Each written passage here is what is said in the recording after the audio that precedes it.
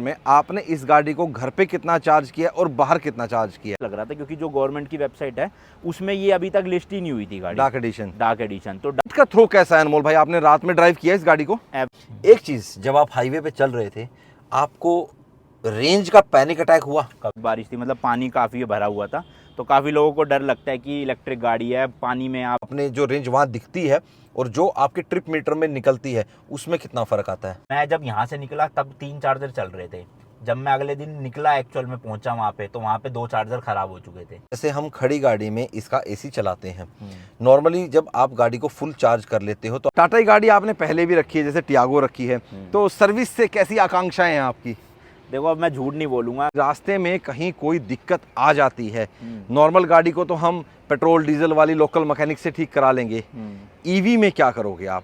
लो भाई, अभी हम सर्विस की बात कर रहे थे और एक DRL बंद हो गया भाई। अब वो वाला बंद है। जब मैंने गाड़ी को कर दिया स्टैंड स्टिल, 1 2 3, थोड़ा और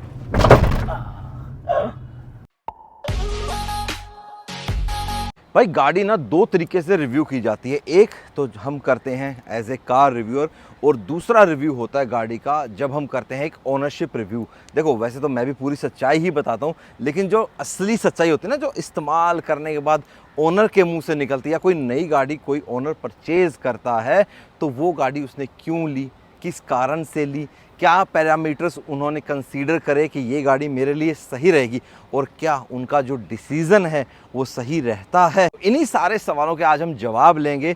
किस गाड़ी के लिए? None other than Tata Nexon EV के लिए। भाई ईवी में ना सबसे ज़्यादा सेल्स हमारे इंडिया में आज की डेट में टाटा नेक्सॉन की है और इस dark edition, specially mafia edition, जो ये मैट कलर में दिख रहा है आपको, आप समझ ही होगा, हालांकि नंबर नहीं आया है, अगर इस पर 777 नंबर लास्ट में लगा होता तो आप वैसे ही पहचान जाते हैं, लेकिन थंबनेल में आपने ऑलरेडी देख लिया भाई, ये गाड़ी है भाई अपने अनमोल भाई की और उन्होंने इस गाड़ी को जो चेंज किया है वो किया है अपनी स्कॉर्पियो से नहीं किया, स्कॉर्पियो ऑलरेडी उनके पास आज भी है, उन्होंने जो चेंज किया है वो किया है टियागो CNG से। हालांकि उन्होंने वो भी सेल नहीं की है, स्पेशली वो सीधा नेक्सॉन पे ही क्यों आए?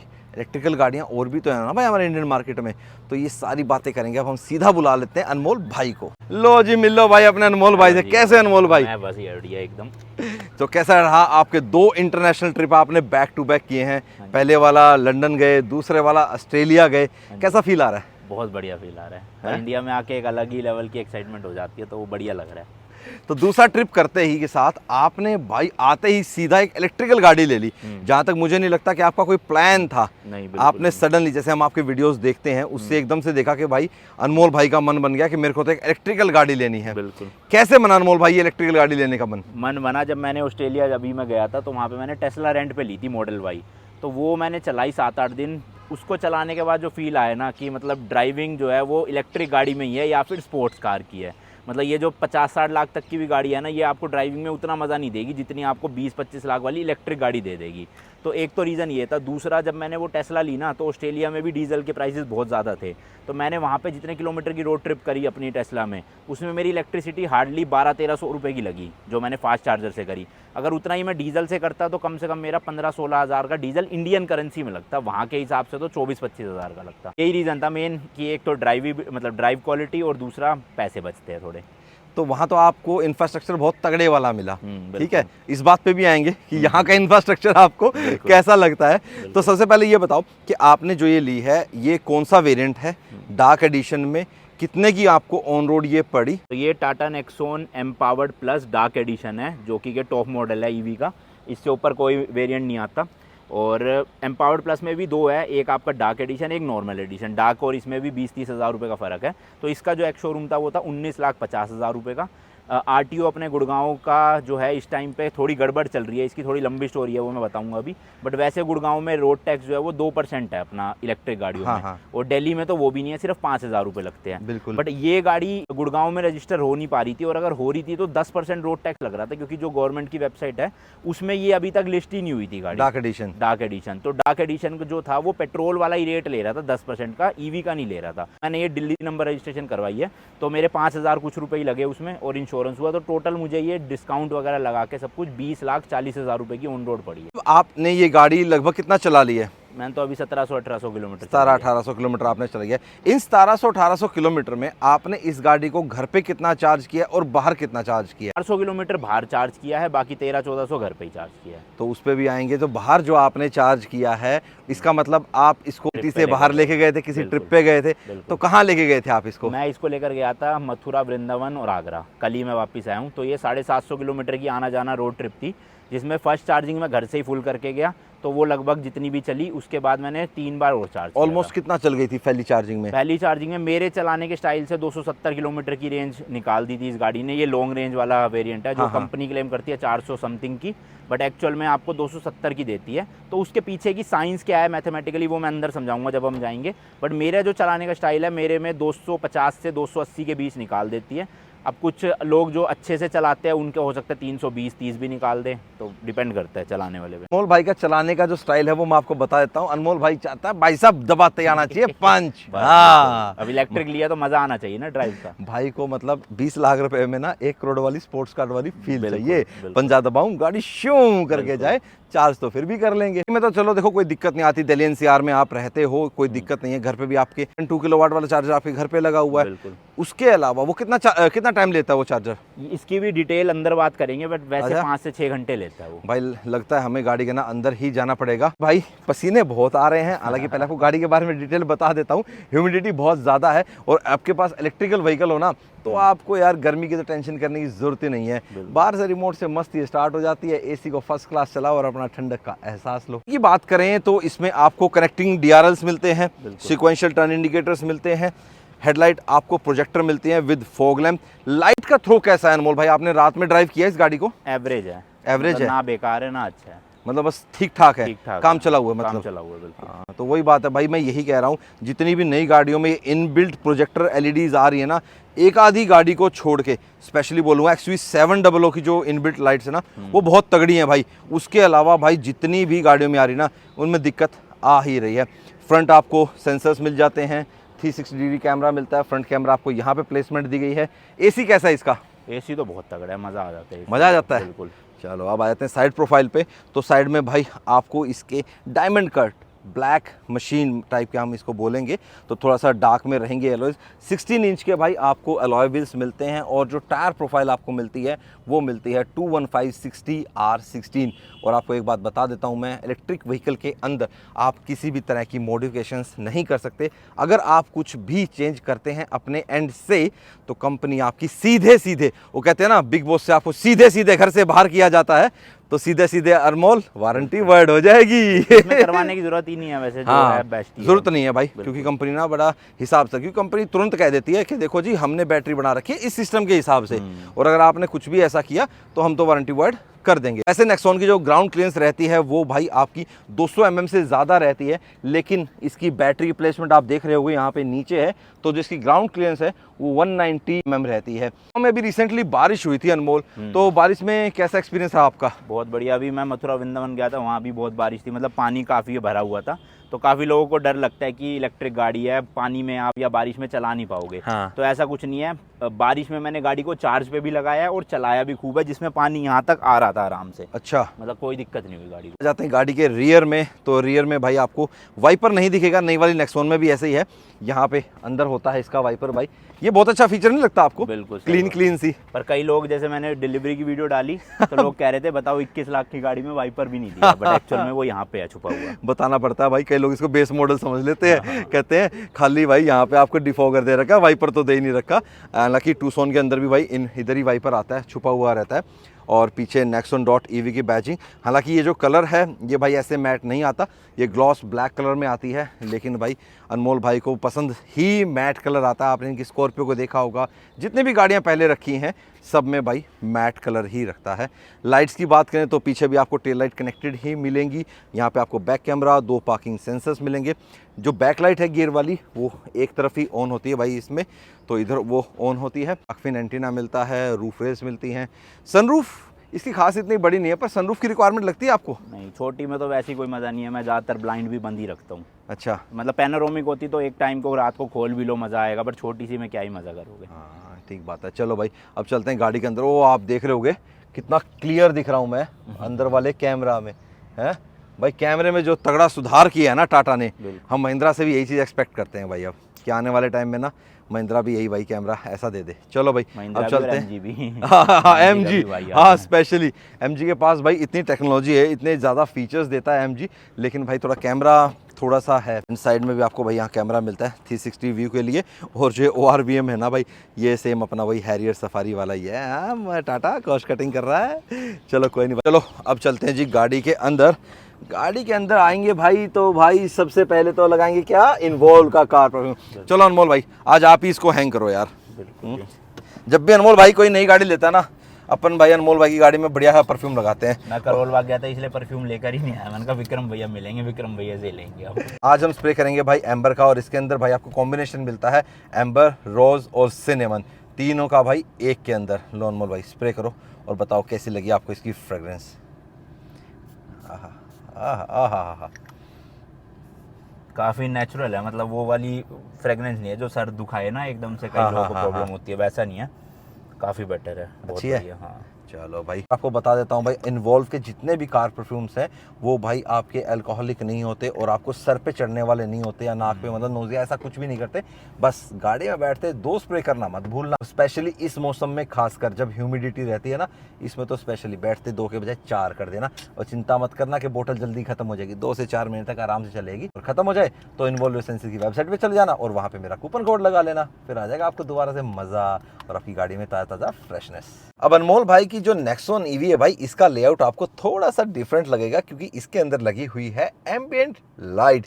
कंपनी से भाई आपको एम्बिएंट लाइट नहीं मिलती, लेकिन इस तरीके से लगी हुई है कि कोई इसको कह नहीं सकता कि ये आफ्टर मार्केट है। अनमोल भाई वारंटी से डर नहीं लगता क्या आपको? नहीं, मैंने बात करी थी वहाँ कमल भैया से, तो वो यही कह रहे थे कि हमने कहीं पे भी कोई भी वायर कट नहीं करी है, सीधा जो है वो फ्यूज वहाँ से कनेक्ट किया है बैटरी से, तो कोई दिक्कत नहीं होगी। ये बात तो है, कोई तार छीली नहीं, कोई पील नहीं करी, कोई स्कॉच लॉक नहीं लगाया, डायरेक्ट फ्यूज बॉक्स से दी है। लेकिन इसमें क्या होगा, आपको कोई दिक्कत नहीं आएगी आपकी गाड़ी में। टाटा वालों के पास अगर इससे रिलेटेड कोई भी चीज़ हुई ना, तो ज़रूर इस चीज़ को वो पॉइंट में उठाते हैं, कहते हैं कि हाँ आपने सर आफ्टर मार्केट ये चीज़ लगवा। कंपनी वालों को तो सिंपल सी बात है, कोई भी चीज़ आफ्टर मार्केट लगी हुई मिलेगी वो तुरंत कह देंगे जी आपकी वारंटी हम वाइड करते हैं। तो आप ये कर सकते हो कि अगर कोई प्रॉब्लम है तो आप अपने निकाल उतार के, दो हाँ और फिर अपने ले लो। निकाल के चले जाओ, वो ज़्यादा बेहतर है कि भाई कुछ नहीं, फ्यूज बॉक्स से तो कनेक्शन दे रखा है, निकाल दो। इसका बस ये कितना रहेगा, वैसे तो ये एलईडी में है एम्बिएंट लाइट, ये ज़्यादा बैटरी कंज्यूम करेगी भी नहीं। आपने कुछ फर्क महसूस किया इसके लगने से पहले ना, उसमें ना, कुछ भी बैटरी नहीं, में? कुछ भी नहीं ना, ना। तो इतना तो आप कर मतलब सकते इस हो। गाड़ी में एसी से ही नहीं इतना फर्क आता, मतलब आप एसी ऑन ऑफ करोगे तो 8-10 की रेंज बढ़ती है बस। हाँ, हाँ। तो ये लाइट कितना ही खा लेगी उसको फिर। ये बात तो ठीक है भाई, जब एसी से ही रेंज में इतना फर्क है, ये मैं सवाल पूछने वाला था। अब आप ये बताओ मेरे को, ये बाकी बातें तो चलती रहेंगी हमारी, जैसे हम खड़ी गाड़ी में इसका एसी चलाते हैं, नॉर्मली जब आप गाड़ी को फुल चार्ज कर लेते हो तो आपको इंस्ट्रूमेंट क्लस्टर पे ये रेंज क्या दिखाता है? 280, कंपनी जो करती है वो 400 के आसपास बताती है, 430, लेकिन 40। हाँ ARAI जो टेस्टेड इसकी माइलेज है वो 308 की रेंज है जो कंपनी देती है। और आपके पास ये आपने जो रेंज वहाँ दिखती है और जो आपके ट्रिप मीटर में निकलती है उसमें कितना फ़र्क आता है? सेम ही रहती है। सेम रहती है। बिल्कुल। अब मैं वो बता रहा था आपको कि ये कैसे कैलकुलेट होता है। ये मेरी ट्रिप जो अभी मैंने करी है उसका पूरा का पूरा वो है, तो यहाँ पे मैंने 778 किलोमीटर चलाई है। हाँ, हाँ। उसके नीचे आपको दिख रहा होगा एवरेज एनर्जी कंजप्शन, तो ये अभी फिलहाल आ रहा है 147 WH पर किलोमीटर। तो इसका बेसिक समय आता है, जैसे मेरी गाड़ी में 40 किलोवाट की बैटरी डली हुई है, तो मतलब कि 40,000 वोट आवर हो गए। अब इसको हम सीधा डिवाइड कर देंगे इस नंबर से जो कि क्या 147, ठीक है, तो ये हमारी रेंज आ गई 272। तो ये एनर्जी कंजप्शन जो है ना, ये ड्राइविंग पैटर्न पे डिपेंड करता है। मेरे चलाने के हिसाब से जो है वो 147 का रहता है। अब किसी का बहुत हल्का पंजा होगा, ध्यान से चलाएगा, क्रूज कंट्रोल पे चलाएगा, तो लोगों ने 120 110 भी निकाला है। तो अब ये देखो, अगर आप फ़र्क देखो, 40,000 को अगर हम 110 से कर देते हैं तो रेंज सीधा आ गई 360 की। अगर यही आप 40,000 को 120 से कर देते हो तो रेंज आ गई 333 की। अब कोई बहुत ही रैश चलाएगा, स्पोर्ट्स पे चलाएगा, तो उसका 180 200 भी जा सकता है। तो अगर आप 40,000 को 200 से डिवाइड करोगे तो सिर्फ गाड़ी रेंज देगी 200 की। तो ये सब चलाने वाले पे है, किस तरह से आप चला रहे हो।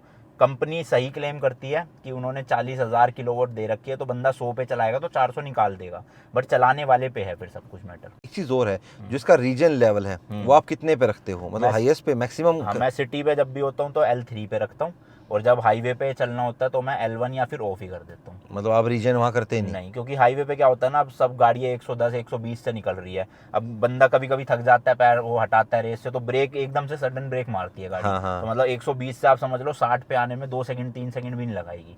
तो बेटर है हाईवे पे आप ऑफ ही रखो। इंस्ट्रूमेंट क्लस्टर इसका है वो काफ़ी अच्छा है, मतलब पहले से अगर आप देखें तो कंट्रोल भी अच्छा है, गेस्चर भी अच्छा है। देखो मैं स्लाइड कर रहा हूँ ना, तो ये सारी चीज़ें अच्छे से हो रही हैं। आपको कैसा लगता है इसका यूज़र इंटरफेस और यूजेबिलिटी, मतलब कितना, मतलब आपके मतलब कहते हैं ना फ्रेंडली आपके साथ कितना है ये? तो टच के मामले में बहुत बढ़िया है। शुरू में जिन्होंने गाड़ियाँ ली थी उनको प्रॉब्लम आ रही थी, स्क्रीन ऑटोमेटिक बंद हो जाती थी, ब्लैकआउट हाँ। हो जाती थी। बट सॉफ्टवेयर अपडेट के बाद अब मेरी गाड़ी में तो एक बार भी नहीं आया, और दूसरों के भी जिनमें आ रही थी उनकी भी प्रॉब्लम सोल्व हो चुकी है। और वैसे टच देखोगे आप, बहुत स्मूथ है, मतलब काफ़ी स्मूथ है। मैंने पंच ईवी की भी टेस्ट ड्राइव ली, इसकी भी ली, दोनों का सेम टच स्क्रीन है, कोई दिक्कत नहीं। ZS ईवी ली, उसकी टच अच्छी थी, बट ये बड़ा चाइनीज सा फील होता है जो एप्स अंदर होती है। इसके अलावा BYD की भी आप देखोगे, उसमें भी बड़ा चाइनीज सा फील होता है। तो टच स्क्रीन के मामले में, इंफोटेनमेंट सिस्टम के मामले में बहुत सही है ये। और अब टाटा ने तो इसके साथ arcade.ev भी दे दिया कि आप जब भी गाड़ी चार्ज कर रहे हो या खड़े हुए हो तो इसी में हॉटस्टार, अमेजोन प्राइम, यूट्यूब देख सकते हो मजे से। तो जिस टाइम आप गाड़ी चार्ज करते हो और आप ये सब चलाते हो तो आपकी चार्जिंग तो फ़र्क पड़ेगा ही, थोड़ी बहुत तो स्लो होगी? बहुत मामूली। कितना फ़र्क पड़ता है? मुझे लगता नहीं है फ़र्क पड़ता है, क्योंकि मैंने अभी जैसे मथुरा वृंदावन गया था, तो जब भी 1-1.5 घंटा चार्ज करा था, अंदर AC चला के लेट जाता था आराम से और कुछ यूट्यूब देखता रहता था। तो मान लो अगर कोई फुल चार्ज 1.5 घंटे में होनी थी तो 1 घंटा 35 मिनट में हो जाएगी, 5 मिनट का फ़र्क आ जाता है। ये चीज़ हमारे साथ थी। मैंने जब ईवी ट्राई की हैं तो ईवी के अंदर हम जब बैठते हैं उसको चार्ज करते हैं ना, तो अप्रॉक्सीमेट अगर आप पूरा ओवरऑल लेंगे ना, देखो 80% तक तो गाड़ी फास्ट चार्ज होती है। उसके बाद जो लास्ट के 20% रह जाती है ना, उसमें बैटरी पैक को स्ट्रॉन्ग करने के लिए, एक ये कॉमन लेमन भाषा में आपको समझा रहा हूँ मैं, उसमें थोड़ा जो चार्जिंग है वो स्लो होती है। ओवरऑल चार्जिंग का टाइम रहता है ना भाई, उसमें ना 15 से 20 मिनट का फर्क आता है। या तो आपका चार्जर अच्छा रहा होगा, बड़ी थी ना आपकी हाँ ZS की बैटरी पैक भी बढ़ा ना भाई, 50 किलोवाट का है, तो 10 किलोवाट का तो फर्क पड़ जाता है। तो उस हिसाब से आपका 1.5 घंटा तो 5-7 मिनट तो ठीक है, इस हिसाब से इतना ठीक है। वैसे कहते नहीं है कि चार्ज करते हुए आप इसको यूज़ करा जाए, अच्छा, लेकिन आप कर रहे हैं। टाटा ने क्या रखा है, तो भाई टाटा ने कुछ अलग टेक्नोलॉजी बना दी होगी भाई। टेस्ला, जैसे मैंने टेस्ला चलाई थी तो वो भी टेस्ला तो खुद रेकमेंड करती है कि आप यूज़ करो। मतलब जब आपकी चार्ज हो रही है, आप स्क्रीन इतनी बड़ी दे रखी है, उसमें कुछ भी देखो, मूवीज़ देखो, कुछ भी गेम खेलो और चार्ज भी करो साथ साथ, कोई दिक्कत नहीं। स्टीयरिंग का रिस्पॉन्स कैसा है? बहुत तगड़ा। मतलब जो पहले टाटा की गाड़ियाँ थी और अब की जो टाटा की गाड़ियाँ, हैरियर ले लो, सफारी ले लो, नेक्सॉन ले लो, मतलब जब से इन्होंने इलेक्ट्रिक स्टीयरिंग व्हील करा है तब से बहुत मज़ेदार हो गई है ड्राइव। नहीं तो भाई साहब, हैरियर के में टाइम पे ना लोग लगे रहते थे, हाइड्रोलिक स्टीयरिंग था ना। हाँ, अब इसके अंदर आपको एडास तो नहीं मिलता है। एडास लगता है आपको कि यूज़फुल है आपके एडास लिए? का सिर्फ एक एडेप्टिव क्रूज कंट्रोल ऐसा फीचर है जो मुझे लगता है मेरे लिए बहुत यूज़फुल है। जब भी मैं यहाँ से दिल्ली, नोएडा, फरीदाबाद जाता हूँ तो क्या है कि ये वाला हाईवे में ट्रैफिक बहुत होता है, तो गाड़ी को आपको पता है कि 60-70 की स्पीड में लगा दो क्रूज, पर एकदम से जब ट्रैफिक रुकता है ना तो आपको ब्रेक लगानी है, फिर रेस देनी है। तो मैं तो इसमें क्या करता हूँ, इस बटन से क्रूज ऑन ऑफ होता है, तो मैंने क्रूज पे सेट कर दिया, जब ब्रेक लगानी हो मैं इसको दबा देता हूँ, रीजन वाला ब्रेक ऑटो लेता है और ये खुद से स्लो हो जाती है। पर अगर यही एडेप्टिव क्रूज कंट्रोल हो तो बहुत फायदेमंद चीज़ है। तो अपने शॉर्टकट्स भाई अनमोल ने अपने बना रखे हैं, तो अपने तरीके से भाई सब अपनी सेटिंग करते हैं। टाटा का जो लोगो इल्यूमिनेटेड है, ये अच्छा लगता है या पहले वाला मोनोग्राम था वो अच्छा लगता था? मतलब इसके बाद मैं अपनी टियागो में बैठता हूँ ना, वो ऐसा लगता है कि कौन से ज़माने की गाड़ी में बैठ गया। एसी कंट्रोल आपको यहाँ पे मिलते हैं, यहाँ से आप अपना बूट को भी ओपन कर सकते हैं, यहाँ से लॉक अनलॉक का रहेगा, ठीक है। ये आपका एक्सप्रेस का रहता है। आपको सेम जितना भी नई टाटा की गाड़ियाँ आ रही हैं वो जैसा ही भाई आपको यहाँ पे गियर लीवर मिलेगा, पार्किंग के लिए अलग से बटन मिलेगा। ये आपके भाई drive modes, eco, city, sport, auto hold, electric park brake. Wireless charger use किया आपने इसका? हाँ, चार्जिंग यूज़ करी है, बेकार है, लेकिन इससे अच्छा तो ये कप होल्डर दे देते तो ज़्यादा बेटर रहता, क्योंकि आप देखोगे यहाँ कहीं भी कप होल्डर नहीं है। हाँ। मैं मैंगो शेक का शौकीन, तो कहाँ रखेगा बंदा, यहाँ फंसाना पड़ता है गिलास फिर चलते चलते। वहाँ पे भी नहीं आता? यहाँ भी नहीं है, यहाँ पे दे रखे हैं अंदर। हाँ, यहाँ पे देता है टाटा यहाँ पे देता है। यहाँ कौन यूज़ करेगा इसको? अब टाटा भाई पुराने टाइम से, इंडिका के टाइम से कप होल्डर यहाँ पे देता रहे। अब मान लो यहाँ पे रख भी दिया, कोई झटका आ गया तो हिले, ऐसे हिल गया, फिर गिर गया तो और पैर अड़ेगा सबसे पहले तो। कोई भी लगा रखा है, यहाँ पे जगह नहीं बचेगी अगर भाई ये होगा तो। और भाई डीप तो बहुत बड़ा दे रखा है, यहाँ पे डॉक्यूमेंट आप ऊपर रख लो, अंदर काफ़ी डीप है, पर नहीं भाई कप होल्डर की जगह तो देनी चाहिए थी। ये एक माइनस पॉइंट में जाएगा। ऑटोमेटिक IRVM आपको इसके अंदर मिलता है, ये आपकी स्कॉर्पियन में नहीं आता है, बिल्कुल कमी लगती लगवाएंगे, है। जुगाड़ करेंगे उसका भी। ढूंढ रहे हैं भाई, इसका पार्ट नंबर ढूंढेंगे फिर आपको लगवाएंगे भाई। अच्छा लगता है मुझे टाटा का कि ना ये अपना वाइट देते हैं और स्मोकी स्मोकी सा देते हैं, ठीक है। फिर सनरूफ के कंट्रोल है भाई, ये देखो पहले कर्टन इतना खुलता है, फिर सनरूफ के साथ पूरा पीछे चला जाता है। बाकी डार्क एडिशन है तो भाई आपको कोई और कलर यहाँ पे नहीं मिलेगा, हल्की सी सिल्वर लाइनिंग ज़रूर आपको यहाँ पे मिलेगी। एसी वेंट्स में भी थोड़ा थोड़ा सिल्वर फिनिशिंग मिलेगी, मैट में मिलेगी। डोर हैंडल्स आपको पियानो ब्लैक में मिलेंगे। म्यूजिक सिस्टम इसके अंदर आपको हारमन JBL वाला मिलता है। कितने सेटिस्फाई हो उससे? बहुत तगड़ा, अच्छा, मजेदार, एकदम बढ़िया। ऐसा नहीं लगा कि चेंज करा लूँ? ना बिल्कुल भी नहीं, मतलब इसका बेस वेस भी सुनोगे आप प्रॉपर है कि ऐसा लगता है कि आफ्टर मार्केट ही सिस्टम लगवा रखा है। अच्छा, तो मजेदार है काफी। सारी बातें तो कर दी, इसका बैटरी पैक नहीं बताया हमने, हालांकि आप समझ ही गए होंगे जब अनमोल कैलकुलेशन करके बताता तो 40.5 किलोवाट का भाई इसका बैटरी पैक आता है। क्लेम्ड जो माइलेज रहती है टाटा की तरफ से 400 रहती है, तो लेकिन 400 तो भाई शायद ही किसी ने निकाली होगी भाई, 380 भी नहीं निकाल पाया होगा कोई उससे। 308 तो ARA टेस्टेड माइलेज है इसकी, लेकिन 300, 280, 310 आप आराम से इस गाड़ी से निकाल सकते हो। मतलब कोई भी इलेक्ट्रिक कार हो ना आपकी, जो उसकी क्लेम्ड माइलेज हो, उससे आप सीधे सीधे 100 कम कर दो किलोमीटर।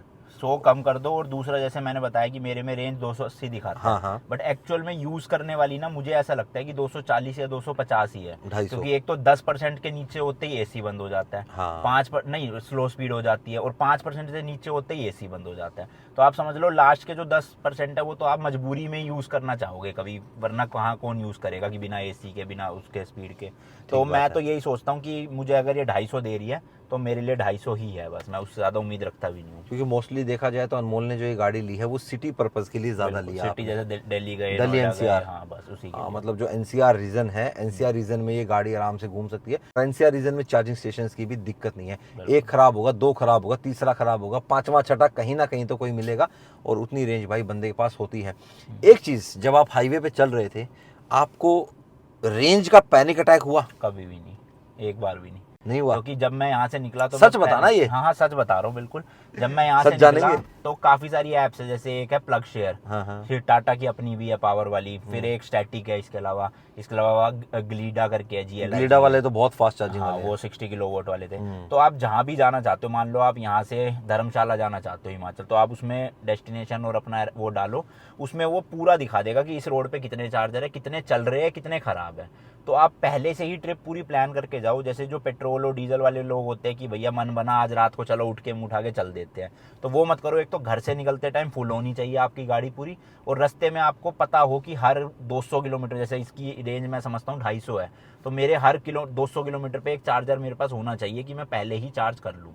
तो अगर वो चार्जर आपको पता है कि एक जगह पे 3-4 है, कि 2 खराब भी होंगे, एक सही होगा, तो आपको रेंज एंग्जाइटी कभी भी नहीं होगी उस चीज़ की। तो ये चीज़ मैंने पहले भी बताई है और आज अनमोल ने भी कही है कि इलेक्ट्रिक व्हीकल के साथ आप आउट स्टेशन ट्रिप कर सकते हो, लेकिन प्लान्ड, अनप्लान्ड नहीं कर सकते।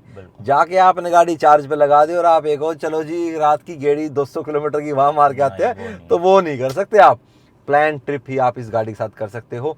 तो ये एक थोड़ा सा आप इमरजेंसी डिसएडवांटेज जिसको हम बोलते हैं उसमें जा सकता है। परमानेंट तो नहीं कहूंगा, क्योंकि लगभग जो लोग ईवी लेते हैं वो प्लान करके ही निकलते हैं, क्योंकि आप मथुरा वृंदावन जो भी गए थे आप प्लान करके ही गए थे। दूसरा, आप अगर फैमिली के साथ जा रहे हो तो और टाइमिंग्स पे नहीं निकल सकते कि रात को निकल गए 2 बजे 3 बजे कि मैं चार्ज कर लूंगा वहाँ पे। अब मान लो वो चार्जर ही बंद हो, ढाबा ही बंद हो, या जो भी रिजोर्ट में वहाँ की एंट्री ना मिले। अब जैसे मेरे को यहाँ पता था कि मथुरा के रास्ते में बीच में होटल के थोड़ी सी आगे एक कोतवान करके जगह थी, वहाँ पर 5-6 चार्जर्स थे। अब मैं जब यहाँ से निकला तब 3 चार्जर चल रहे थे। जब मैं अगले दिन निकला एक्चुअल में पहुंचा वहाँ पे, तो वहाँ पे 2 चार्जर खराब हो चुके थे, सिर्फ उसमें से एक ही चार्जर चल रहा था। अब सोचो वो चार्जर भी खराब हो जाता तो उस एरिया में मेरे पास कहीं चार्जिंग नहीं थी।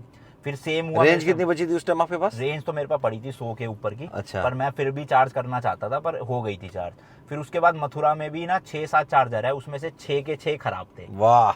बट उसके अलावा ना आप ऐप्स पे कभी भी डिपेंडेंट मत रहना। आप गूगल पे सर्च करो electric charging station near me. कई ऐसे ब्रांड्स हैं जो ना ऐप्स पे लिस्टेड नहीं है, लेकिन वो ऑफलाइन ऑपरेशन कर रहे हैं। तो मेरे को एक चार्जर मिला ऑन द वे चार्ज करके, तो मैं उनके पास गया, वहां पे चार्जिंग चल रही थी। हालांकि ऑन द वे अजय ऐसे करके है ना, ऐसी कुछ था। हाँ, वो पर था 15 किलोवाट का, पर वहाँ चार्जिंग हो गई। वहाँ पे ऑनलाइन पेमेंट नहीं थी, उन्हीं को कैश देना होता है। वो ज्यादा सही है के हिसाब से। हाँ, तो अच्छा, कितने रुपए यूनिट लिया उन्होंने? 20 रुपए यूनिट तो नहीं, हाँ 20 रुपये यूनिट थी, 20 रुपये प्लस 18% GST। तो मैंने 27% पे चार्जिंग स्टार्ट की थी और 100 तक करी थी पूरी, और मेरे 536 रुपये लगे थे। तो आपको एक चीज़ ये नहीं लगती कि जब हम इस गाड़ी को आउट स्टेशन लेके चलते हैं तो घर पे चार्ज करने की बजाय जब बाहर चार्ज करते हैं तो महंगी पड़ती है? महंगी पड़ती है, बट फिर भी पेट्रोल डीजल से सस्ती पड़ती है। तो इसका मैथ क्या है, अगर आप घर पे चार्ज करोगे अपना, चाहे 7.5 किलोवाट वाले से, चाहे नॉर्मल 2 जो आता है वो वाले से, तो मोटा मोटा आपको 70 पैसे पर किलोमीटर पड़ती है गाड़ी। जैसे अगर मैंने फुल चार्ज में 280 की रेंज निकाली, तो मोटा मोटा आप लगा लो मेरी 220-30 रुपये की बिजली खर्च हुई होगी घर पे।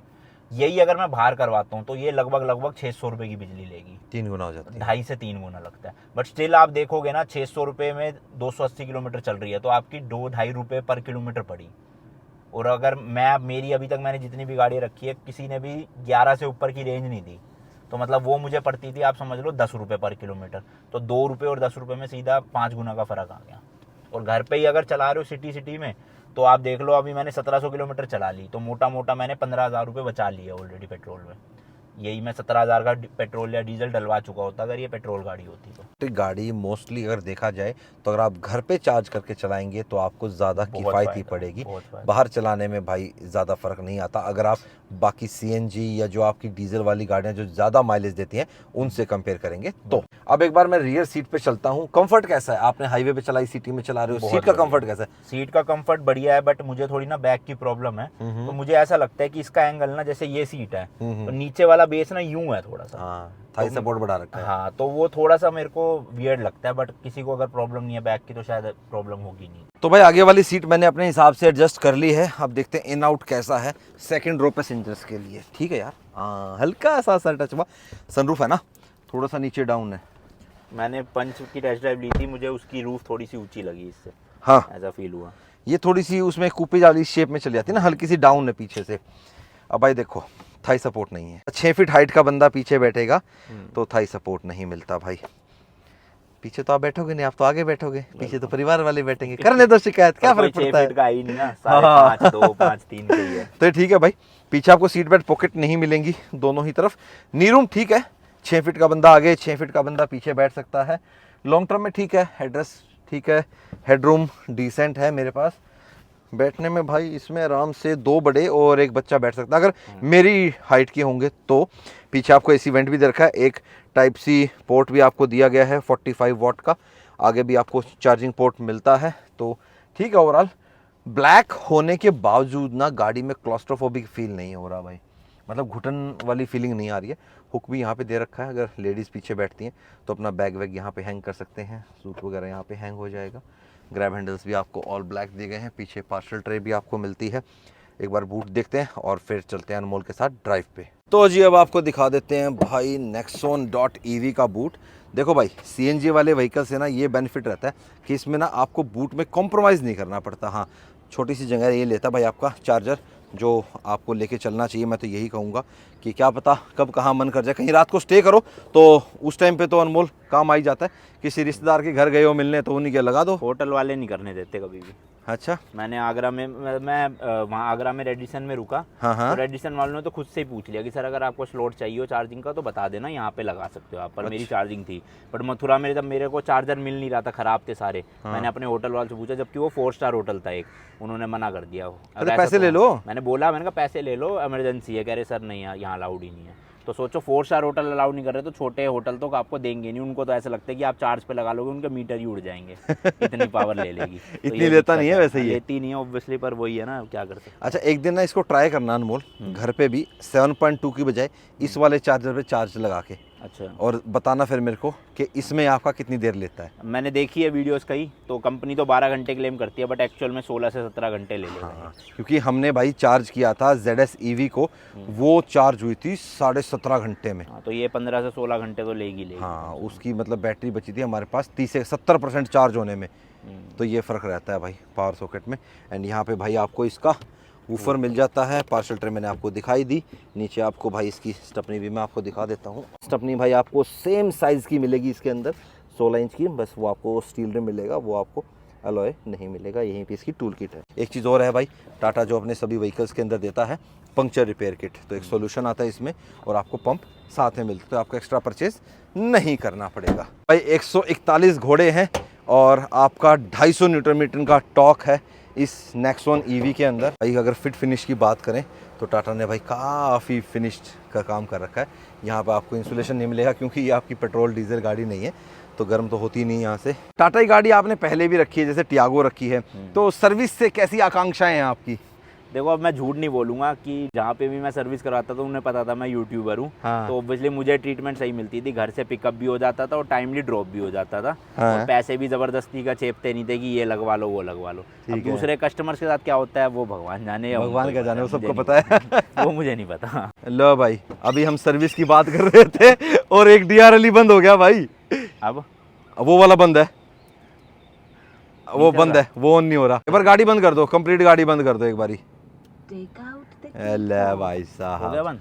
हो गया, सब बंद हो गया। एक बार गाड़ी बंद करके लॉक कर दो एक बार, आ जाओ। ले जी, अभी तक माल फंक्शन नहीं आया था, पूछते ही माल फंक्शन भी आ गया। चला अभी? अभी तक देखो, जो ये गुड बाय वाला फीचर होता है उसमें तो ये गया था, अब वेलकम बैक वाला करना है एक बार इसका। देखो इंडिकेटर चल रहा है, चल तो रहा है। अब एक बार स्टार्ट करके देखो दोबारा, चलेगा क्या? नहीं, पहली नहीं बार ही हुआ है तो। बहुत सी चीजें लाइफ में पहली बार होती हैं। हाँ हो गया, ऑन हो गया। चलो जी। अनमोल डर लग गया था। डर तो खैर क्या, वारंटी में है, वो तो कंपनी करके देती थी। पता नहीं भाई, ये देख लो, ये चीज़ है, ये है एक R&D जो भाई थोड़ा सा टाटा महिंद्रा को सुधारना चाहिए कि कभी भी कुछ भी माल फंक्शन हो जाता है। बताओ यार, हम शूट कर रहे थे, शूट करते करते भाई गाड़ी के अंदर माल फंक्शन हो गया, लेकिन रीसेट भी हो गया। ये नई वाली जितनी भी टाटा कार्स है ना, हैरियर हुई, नेक्सॉन हुई और आपकी जो सफारी हुई, भाई ये आ जाता है। कई बार इनका इंस्ट्रूमेंट क्लस्टर भी भाई स्टक हो जाता है। आपके साथ हुआ इंस्ट्रूमेंट क्लस्टर? नहीं, वो अपडेट के बाद सही हो गया। अपडेट के बाद सही हो गया? पहले लोगों को हो रहा था वो। मेरे को अनमोल भाई से इस रिव्यू के अंदर 3 सवाल मेनली पूछने थे। एक तो मैं पूछ चुका हूँ रेंज एंजाइटी का, दूसरा अनमोल भाई ये बताओ कि अगर ये गाड़ी रास्ते में कहीं कोई दिक्कत आ जाती है, नॉर्मल गाड़ी को तो हम पेट्रोल डीजल वाली लोकल मैकेनिक से ठीक करा लेंगे, ईवी में क्या करोगे आप? ईवी में तो कुछ नहीं हो सकता, यही है फिर तो अपना RS से मंगवाओ, लोड करो और ले जाओ अपना। तो RS से आपने ले रखा है इसका? RS से कंपनी की वारंटी में साथ में आता ही, और इंश्योरेंस वाले भी प्रोवाइड करते हैं। हाँ। तो इंश्योरेंस के साथ RS से है मेरा। तो भाई इलेक्ट्रिक व्हीकल के साथ आपको RS से लेना पड़ेगा, लेकिन और RS से कितना रिलायबल है हमारे इंडिया में ये आप सबको पता ही है भाई, कितनी जल्दी वो रिस्पॉन्स करते हैं, मजे से आते हैं भाई। कि अगर नई गाड़ी है आपकी, चाहे वो पेट्रोल डीजल वाली भी है, अगर आपकी खराब होती है तब भी आप सर्विस सेंटर ही ले जाओगे, बाहर लोकली तो किसी से रिपेयर नहीं करवाओगे। तो उस केस में भी RS से तो लेना ही पड़ेगा, लेना पड़ेगा। तो चाहे इलेक्ट्रिक है, बट ये है कि वारंटी खत्म होने के बाद थोड़ा सा ये है कि बाहर मैकेनिक मिलेंगे नहीं मिलेंगे, फिर पंगा है थोड़ा सा। लास्ट सवाल, रीसेल वैल्यू, आपने ये गाड़ी कितने साल का सोच के ली है? देखो मैंने तो सोची है कि इलेक्ट्रिक है तो लंबाई रखेंगे, बट अब कर्व आ रही है तो कुछ कह नहीं सकते कि नई नई गाड़ियाँ लॉन्च होती रहती है तो मन फिसल जाता है। बट मैंने ऐसा सोचा नहीं है कि रीसेल है, और सही बताऊं तो मैंने ये भी नहीं सोचा कि मैं इससे पैसे बचा रहा हूँ। मैंने मेनली फर्स्ट रीज़न था ड्राइव इसकी, कि 20 लाख रुपए में आपको स्पोर्ट्स कार वाली फीलिंग मिल रही है, तो वो मैटर करता है मेरे लिए। बाकी पैसे बच रहे हैं नहीं बच रहे हैं वो इतना मैटर नहीं करेगा उस चीज़ में। चलो जी, अब लेते हैं भाई अनमोल की टेस्ला की ड्राइव का आनंद। तो स्टीयरिंग की बात करें तो भाई स्टीयरिंग आपको इसमें खाली टिल्ट मिलता है, थोड़ी हार्ड नहीं है ना, लग रहा है ना, सॉफ्ट होना चाहिए थोड़ा सा। चलो भाई, स्टीयरिंग अपने हिसाब से सेट कर लिया, पैडल शिफ्टर भी मिलते हैं भाई अपने को, इसमें घूम घूम घूम कर देंगे हम। लो जी, सीधा लगा स्टार्ट तो कर लो। अरे हाँ, इंजन स्टार्ट ही यार, पता नहीं लगता यार इलेक्ट्रिक गाड़ी के अंदर। लो जी, अब बंद हो गई यार, स्टार्ट थी, तूने मेरे साथ जोक किया यार, कॉमेडी किया मेरे साथ।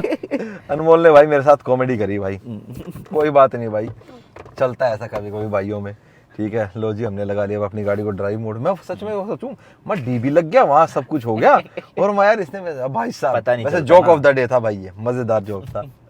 चलो भाई, ऑटो होल्ड को ऑफ कर देते हैं, सीधा रेस दे दो, हट जाएगी। हाँ, एक बार में रेस देने में हट जाता है ना, ऑटो होल्ड भी हटा देते हैं।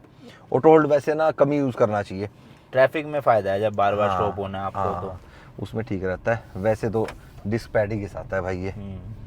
अच्छा, इलेक्ट्रिक गाड़ी का ना सबसे बढ़िया फायदा है यार, फायदा तो क्या है, आपका बढ़िया सा उल्लू कट जाता है, पता ही नहीं लगता गाड़ी स्टार्ट है नहीं।